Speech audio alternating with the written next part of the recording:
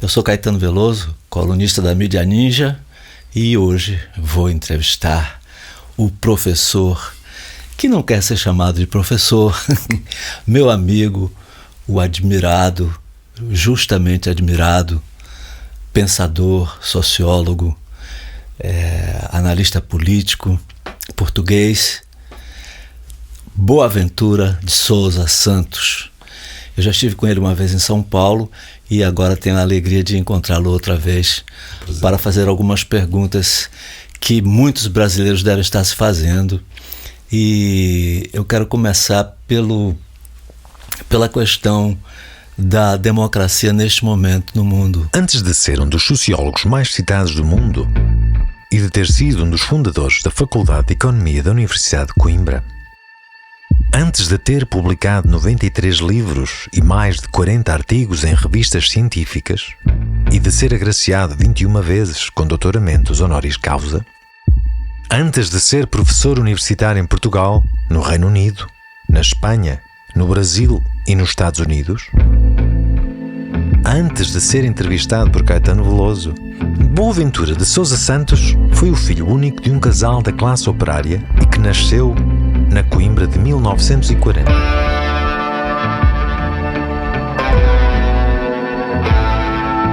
O caso Boaventura é um original da Coimbra Coletiva, uma série em podcast com 5 episódios.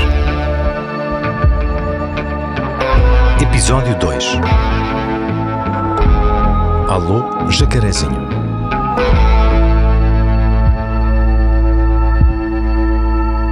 A Coimbra dos anos 40 era um verdadeiro estaleiro de obras. Sim, nada muito diferente de hoje. Foi o início da construção da cidade universitária, a mais longa obra de promoção do Estado Novo. António de Oliveira Salazar presidia um governo que entendia o núcleo tradicional da Universidade de Coimbra como um problema e decidiu intervir no espaço para a construção de novos edifícios universitários, impondo uma enorme operação de alteração do tecido urbano existente. Esta obra transformou-se num processo longo e doloroso e que abriu uma profunda ruptura na cidade, destruindo parte do aglomerado medieval existente que era intensamente habitado. No mês do nascimento de Boaventura, é publicado o decreto-de-lei referente à instalação da cidade universitária. Começam então as obras, marcadas pela operação de demolições, que implicou massiva expropriação de habitações e lojas e o consequente realojamento dos seus habitantes em novos bairros periféricos da cidade, fazendo desaparecer ruas, largos e praças. Há ainda outros projetos que mobilizam a capital dos estudantes. Já se fala numa nova ponte sobre o Rio Mondego, numa nova maternidade e um cineteatro. A aterragem do primeiro avião no aeródromo Pissaia Barreto marca o início da década de 40 na cidade. E é no meio de tantas mudanças que, na terceira sexta-feira de novembro, nasce, no número 45 da Rua da Alegria, o filho único de Sara e de António. Tenho o prazer de apresentar... Alô! Prova oral. Uma rubrica de Fernando Alvim. Todas as tardes aqui na sua Antena 3, um programa bem divertido para toda a família. Basta telefonar e conversar. A vossa atenção, portanto, para o programa Prova Oral. Estou aqui honestamente a pensar como é que devo apresentar o convidado. Eu e Diana Duarte estávamos a trocar argumentos. Como é que podemos apresentar, Diana? Por professor, pensador, sociólogo, filósofo, e se me perguntar, sociólogo, mas tirou o curso de Direito. Nunca foi tratado como o advogado Boaventura Souza, ou já foi? Não, eu fui professor da Faculdade de Direito, eu formei-me em Portugal. Como sabe, durante a ditadura, durante o fascismo, não era possível estudar Sociologia em Portugal, porque não havia. Não era proibido, claro que era proibido. Eu sou o sócio número 3 da Associação Portuguesa de Sociologia. Eu não sabia. Pensar muito era proibido, não é? Pois.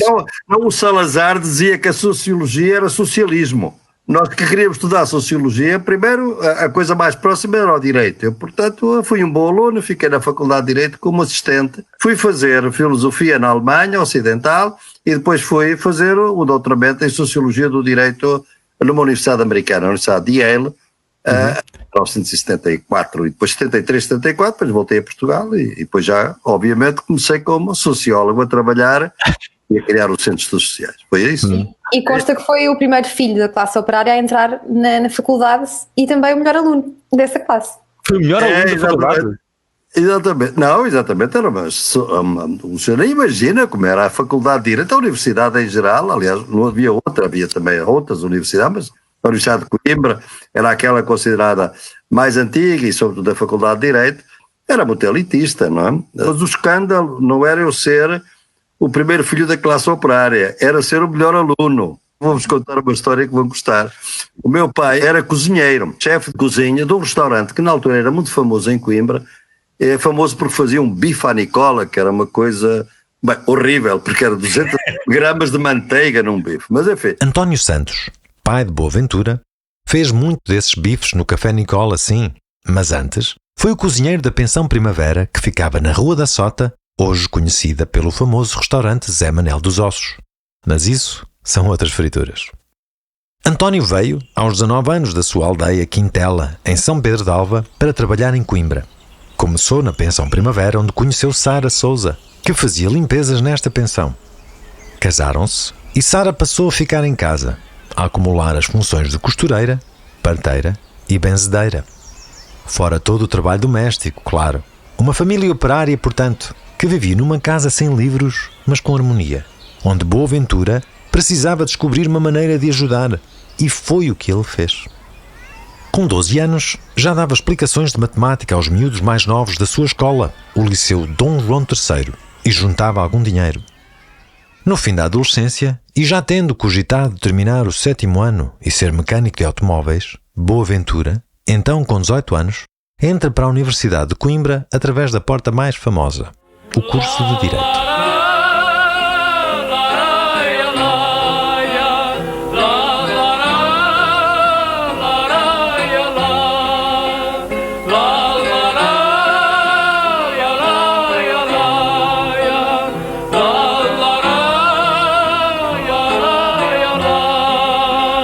A sua origem humilde, combinada com as suas excelentes notas, deixava alguns professores intrigados. Tanto que alguns catedráticos quiseram certificar-se se o pai daquele estudante exemplar era mesmo um cozinheiro e encontraram maneira de o saber numa forma meio que inusitada. Liderados pelo famoso titular da cadeira de Direito Constitucional, Carlos Moreira, alguns professores de Direito decidem almoçar no Café Nicola e, no fim, pedem para falar com o chefe. O cozinheiro António, aterrorizado, vem atender o grupo. O senhor é o pai do aluno Boaventura? Viemos aqui de propósito para dar-lhe os parabéns pessoalmente. Ele é o melhor aluno de toda a faculdade. Mas Boaventura, que nunca chegou a exercer advocacia, começa a afastar-se das ciências jurídicas. Com as excelentes notas que teve no seu curso de Direito, ganhou uma bolsa da Fundação Calouste Gulbenkian, o que permitiu-lhe estudar o que realmente queria. Partiu para Berlim para aprender Filosofia do Direito. Pela primeira vez, um jovem recém-formado Boaventura, com 22 anos de idade, sai de Portugal para vivenciar o contexto de Berlim durante a Guerra Fria. Só em Berlim que eu me dei conta verdadeiramente que era preciso fazer uma luta anticolonial, e lembro muito bem, fiz uma conferência nessa altura enquanto lá estava, e até há uma história muito interessante a este respeito, porque nessa altura era um momento em que estavam a surgir o movimento SDS, o movimento dos estudantes socialistas da Alemanha, que mais tarde levaram a maio de 68, não é? E eles vieram à minha palestra e traziam com eles uma série de slides, na altura não havia outras coisas, diapositivos, com massacres dos militares na guerra colonial em Angola e Moçambique.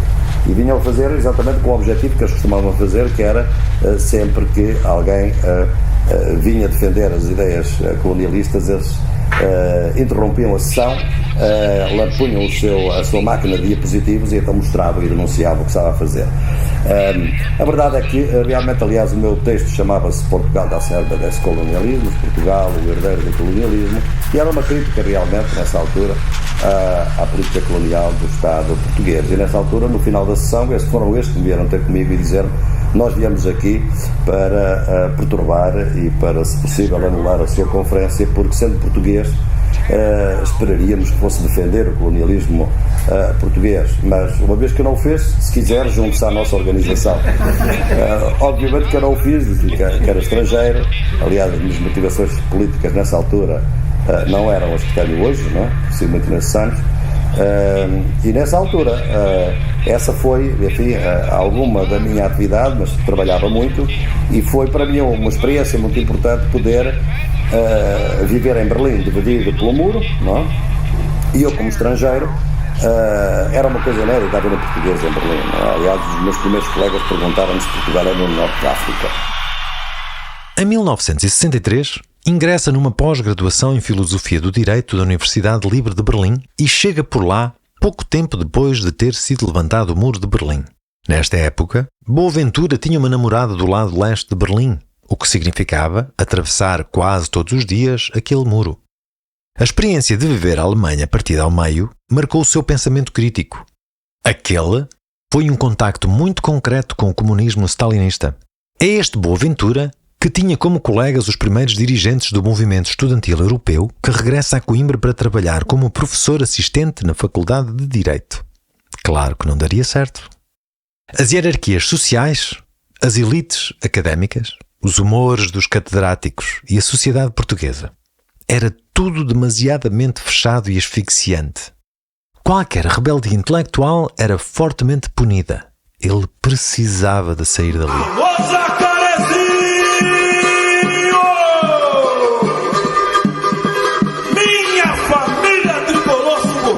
Eu vou-lhe oferecer o livro que eu escrevi sobre o jacarezinho. Com filho, a casa torna. Sou eu, Boaventura. É um morador. Então dou-me sempre um trabalho. Isto hoje consegui que me dessem um pouquinho de folga. Opa, deixa ele mas passar normalmente é só trabalho. Chamarei o autor do nosso livro, professor Boaventura Sousa Santos.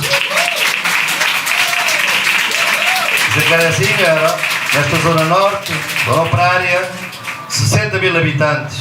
Era maior que a minha cidade natal, em Portugal, Coimbra. E isso é bonito, porque eu aqui considerava-me rei, de alguma maneira. Não era rei de nada, mas senti-me bem acolhido por uma população que me estimou. Jacarezinho te convida, vem lá, 50 anos de glória.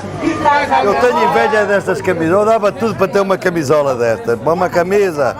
Puta, mano, até coisa tão bonita. Eu devo ao Jacarezinho muito daquilo que sou. Hoje o Boaventura Sousa Santos está retornando à casa que foi dele nos anos 70 e que continua sua. É-me difícil começar a falar porque estou muito emocionado. Eu estou aqui num ato de gratidão. 50 anos de glória, o jubileu a celebrar.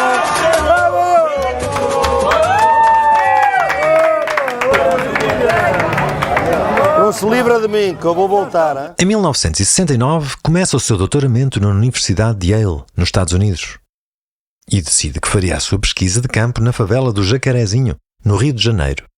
No Brasil, Boaventura tenta perceber como funcionava o direito informal de comunidades que se organizavam sem papéis assinados com validade jurídica e trabalhou de perto com uma associação de moradores que estava mobilizada e em luta contra o descaso do governo brasileiro.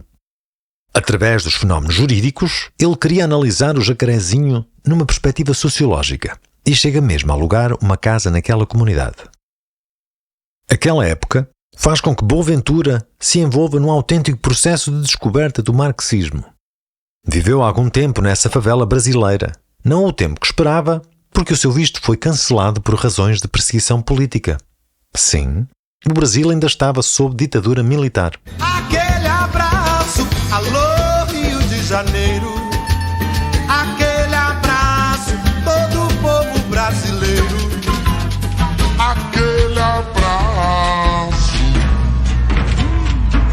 Estados Unidos, que recebem o doutorando Boaventura, viviam a sua fase de agitação civil. Manifestações estudantis contra a guerra do Vietnã eclodem em todo o país e combinavam perfeitamente com a pesquisa de doutoramento que ele conduzia neste agitado início dos anos 70 no interior da Universidade de Yale, um dos principais centros norte-americanos de ensino em Direito.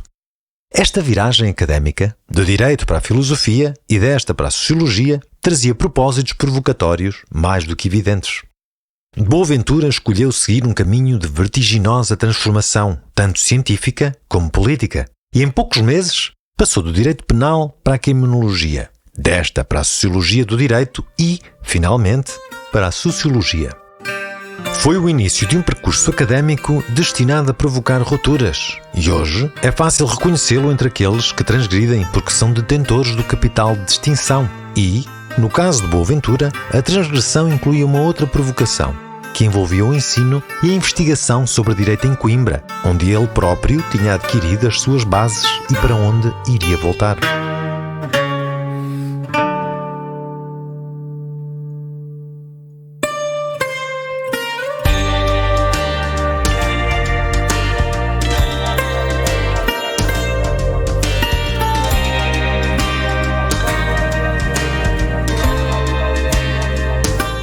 Regressa a Coimbra praticamente na véspera da Revolução dos Cravos.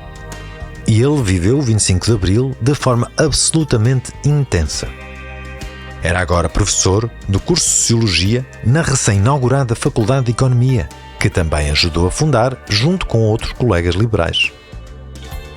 Boaventura foi o primeiro professor doutorado dessa nova faculdade. Foi o presidente do Conselho Científico e, mais tarde, coordenador da seção de Sociologia. Já com os anos 80 ali à porta, Boaventura cria o Centro de Estudos Sociais e dirige o projeto de investigação Alice, com inédito financiamento do Conselho Europeu de Investigação, no valor de 2,5 milhões de euros.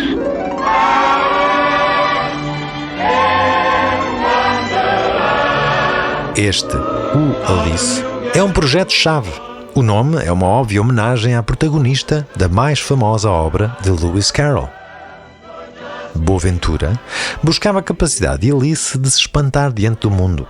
Ele queria trazer ao de cima o inconformismo diante da miséria, da fome e da injustiça, e pensar o mundo ao contrário. A Europa sempre sentiu que tinha as soluções e o Sul os problemas. Mas as coisas estão a inverter-se. Com este projeto, pretendemos aumentar a conversa do mundo, sem visões colonialistas, sem visões românticas, mais gente, mais perspectivas. É o Alice que lhe permite rodear-se de uma equipa de jovens investigadores originários de vários países e com formações científicas bem distintas, para aprofundar coletivamente essa linha de investigação. O sociólogo começa a assumir estruturalmente o papel do investigador para quem a compreensão do mundo envolve o estudo da globalização contra-hegemónica. A sua obra passa agora pela defesa das epistemologias do Sul, que se transformou na sua principal bandeira, e o ativista local tornou-se ativista global. A partir daí, a consagração projeta-se e ganha corpo em forma de prémios, condecorações, honrarias, reconhecimentos, insígnias, medalhas. Ladies and gentlemen, it's my great pleasure to invite Dr. Boaventura de Sousa Santos to deliver the convocation address. Eu, José Geraldo de Souza Júnior, presidente do Conselho Universitário e reitor da Universidade de Brasília, confiro ao professor Boaventura de Sousa Santos o título de doutor honoris causa que foi concedido pelo Conselho Para Universitário. su investidura, por fin, solicito la venia a este claustro. Enhorabuena, maestro y compañero y amigo Boaventura. O nome é conhecido e reconhecido nos principais ambientes acadêmicos do mundo. Del cual esta universidad es uno de sus corazones, homenajear a Boaventura con el doctorado honoris causa no es solo un honor, sino también, y ante todo, una bendición. Boaventura de Sousa Santos, especializado em Sociologia do Direito, é um dos mais respeitados sociólogos de Portugal. Consagrado como o mais conhecido sociólogo português, Boaventura construiu o seu percurso de intelectual público engajado na luta por um mundo mais justo e equitativo. E a sua obra é uma referência importante para os movimentos sociais e para todos aqueles que buscam alternativas para a sociedade globalizada. E é esta trajetória, difícil até de se traduzir para um podcast, que teve de ser resumida nas 4 primeiras páginas de uma petição de ação civil para a tutela de personalidade que Boaventura endereçou ao Tribunal de Coimbra em setembro de 2024. Para tentar assegurar, judicialmente, a proteção do seu bom nome e honra, Boaventura, aos 83 anos, tornou réis 4 mulheres. No próximo episódio, ouviremos Teresa Cunha, Gabriela Rocha, Carla Paiva e Sara Araújo. Então, bom dia. Eu vou fazer a chamada para o processo 4.164 do Juízo Local 2. Doutor Afonso Pedrosa, Doutor João Correia, sabe isso? Doutora Laura Roque Figueiredo, Dona Sara Alexandre Domingos Araújo. São as pessoas que têm que estar, portanto as pessoas, não sei, podem ficar a aguardar cá fora.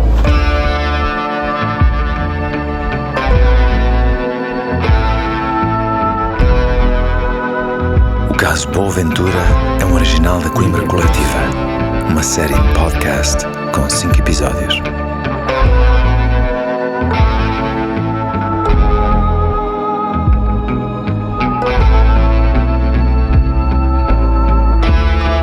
A narração está a cargo de João Rui e os Belches Hotel assinam a banda sonora original. A investigação e os guiões são de Vilma Reis. A sonoplastia e o design de som é de João Silva, com edição, mistura e masterização da Blue House. Filipe Fidalgo, Gabriel Rente e Lara Guedes. Joana Pires Araújo é a produtora executiva e Maria Nolasco é a responsável pela identidade visual. Francisco Sena Santos e Clara Almeida Santos são os consultores científicos. Apoio à produção de Francisco Oliveira e comunicação de Ana Lu Bailosa.